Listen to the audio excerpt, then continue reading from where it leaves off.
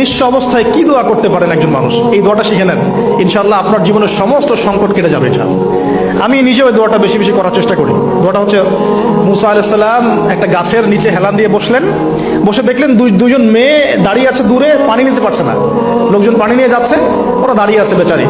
মুসা আলাইহিস সালাম গিয়ে বললেন, কি সমস্যা আপনাদের? এটা নিয়ে আপনারা আবার মেয়েদের সাথে কথা বলার চেষ্টা করেন, ঠিক আছে? তো মাহারাম গায়রা মাহারাম মেনে চলে। তারা বললেন যে আমাদের বাবা অনেক বৃদ্ধ মানুষ, আমরা পানি নিতে পারি না যতক্ষণ না আমাদের কম পানি নিয়ে চলে যায়। মুসা আলাইহিস সালাম তত একটু বললাম না, ফিজিক্যালি খুব স্ট্রং ছিলেন, থাকে না বডি বিল্ডার, সামনে গিয়ে কথা বলে সরো পানি দিতে দাও, তখন মানুষ একটু মূল্যায়ন করে না।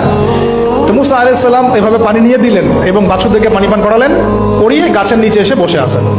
বসে বসে তিনি দোয়া করছেন, এই যে দোয়াটা তিনি দোয়া করছেন, রব্বি, একটা নেক কাজ করলেন, নেক কাজ করলেন না, মানুষের উপকার করলেন, নেক কাজ করে এসে গাছের নিচে বসে দোয়া করছেন, আল্লাহ এখানে তো আমার খাবার পানি বাসস্থান কিছুই নাই, আমি কি করব?